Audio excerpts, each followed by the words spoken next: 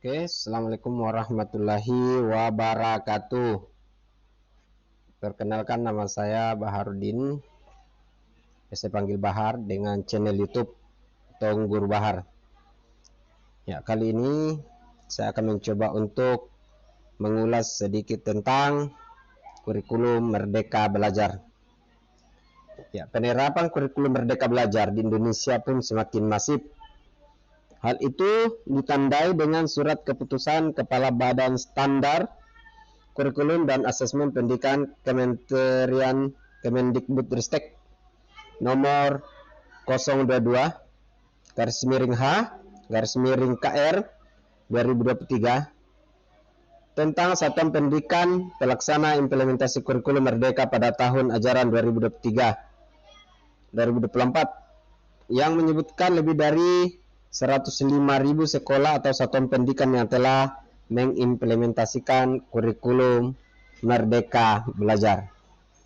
Oke, kita masuk pada materi yang pertama, yaitu pengertian kurikulum Merdeka Belajar. Mengutip laman Kementerian Pendidikan, Kebudayaan, Riset, dan Teknologi, kurikulum Merdeka adalah kurikulum dengan pembelajaran intrakurikuler yang beragam, di mana konten pembelajaran akan lebih optimal agar peserta didik memiliki cukup waktu untuk mendalami konsep dan menguatkan kompetensinya. Di sisi lain, guru juga memiliki keleluasaan untuk memilih berbagai perangkat ajarnya sehingga pembelajaran dapat disesuaikan dengan kebutuhan belajar minat peserta didik. Adapun tujuan kurikulum Merdeka Belajar, yaitu kurikulum ini merupakan langkah terobosan pemerintah untuk membantu guru dan kepala sekolah untuk mengubah proses belajar menjadi jauh lebih relevan, mendalam, dan menyenangkan, sehingga peserta didik pun dapat lebih mudah memahami pembelajaran yang dilakukan. Adapun karakteristik dari kurikulum Merdeka Belajar, ada beberapa karakteristik utama dari kurikulum ini mendukung pemulihan pembelajaran, antara lain, yang pertama adalah fokus pada materi esensial sehingga pembelajaran lebih mendalam. Jadi fokus pada pembelajaran esensial. Yang kedua, karakteristik yang kedua, waktu lebih banyak untuk mengembangkan kompetensi dan karakter melalui belajar kelompok seputar konteks nyata, proyek penguatan profil Pancasila. Karakteristik yang ketiga yaitu capaian pembelajaran per fase dan jam pembelajaran yang fleksibel untuk mendorong pembelajaran yang menyenangkan dan relevan dengan kebutuhan belajar dan kondisi satuan pendidikan. Selanjutnya, karakteristik yang keempat yaitu memberikan fleksibilitas bagi pendidik dan dukungan perangkat ajar serta materi pelatihan untuk mengembangkan kurikulum satuan pendidikan dan pelaksanaan pembelajaran yang berkualitas. Karakteristik yang kelima yaitu mengedepankan gotong royong dengan seluruh pihak untuk mendukung implementasi kurikulum Merdeka. Ya, itu adalah karakteristik Merdeka Belajar. Kita masuk pada prinsip pembelajaran dalam kurikulum Merdeka, yaitu pembelajaran intrakurikuler dilakukan secara terdiferensiasi sehingga peserta didik memiliki cukup waktu untuk mendalami konsep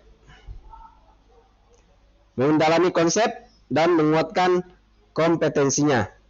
Hal ini juga memberikan keleluasaan bagi guru dan untuk memilih perangkat ajar yang sesuai dengan kebutuhan dan karakteristik peserta didiknya.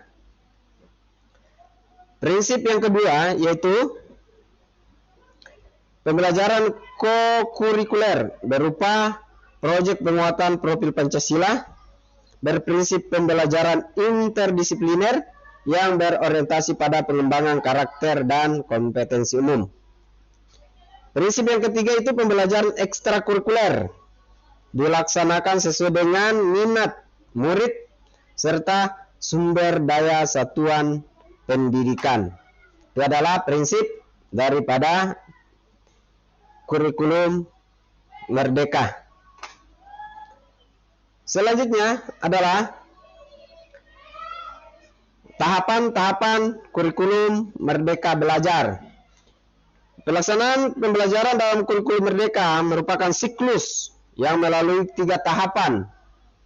Yang pertama adalah asesmen diagnostis. Ya, yang pertama adalah asesmen diagnostis. Guru melakukan asesmen awal untuk mengenali potensi, karakteristik, kebutuhan, tahap perkembangan, dan tahap pencapaian pembelajaran murid. Asesmen ini umumnya dilaksanakan pada awal tahun pembelajaran, sehingga hasilnya dapat digunakan untuk melakukan perencanaan lebih lanjut terkait metode pembelajaran yang akan kita gunakan. Langkah yang kedua yaitu perencanaan. Guru menyusun proses pembelajaran sesuai dengan hasil asesmen diagnostis tadi, serta melakukan pengelompokan murid berdasarkan tingkat kemampuannya. Ya. Langkah yang ketiga yaitu pembelajaran itu sendiri. Selama proses pembelajaran, guru akan mengadakan asesmen formatif secara berkala. Hal itu dilakukan untuk mengetahui proses pembelajaran murid untuk melakukan penyesuaian metode pembelajaran jika diperlukan. Pada akhir proses pembelajaran, guru juga bisa melakukan asesmen sumatif sebagai proses evaluasi ketercapaian tujuan pembelajaran. Masuk pada keunggulan. Keunggulan daripada kurikulum merdeka belajar yang pertama yaitu lebih sederhana dan mendalam. Kurikulum merdeka lebih fokus pada materi yang esensial dan pengembangan kompetensi peserta didik pada fasenya. Proses pembelajaran diharapkan menjadi lebih mendalam, bermakna, tidak terburu-buru, dan menyenangkan. Keunggulan yang kedua itu lebih merdeka. Bagi peserta didik khususnya pada tingkat SMA dan SMK, ya, pada tingkat SMA itu tidak ada program peminatan di SMA, sehingga peserta didik memilih mata pelajaran sesuai minat, bakat, dan aspirasinya. Ya, yang lebih beda lagi kalau di SMK.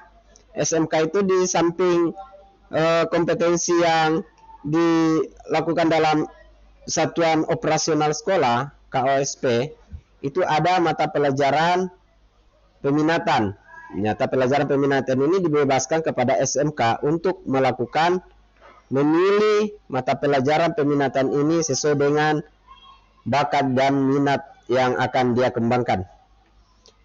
Keunggulan yang ketiga itu lebih relevan dan interaktif. Pembelajaran melalui kegiatan proyek memberikan kesempatan lebih luas kepada peserta didik untuk secara aktif mengeksplorasi isu-isu aktual, misalnya isu lingkungan, kesehatan, dan lainnya, sehingga dapat mendukung pengembangan karakter dan kompetensi profil pelajar Pancasila. Demikian. Nah, itulah penjelasan lengkap tentang kurikulum Merdeka Belajar, mulai dari pengertian, tujuan, karakteristik hingga keunggulan penerapannya di sekolah atau satuan pendidikan, baik untuk pendidik dan peserta didiknya. Semoga bermanfaat. Demikian. Terima kasih. Guruku, Assalamualaikum warahmatullahi wabarakatuh.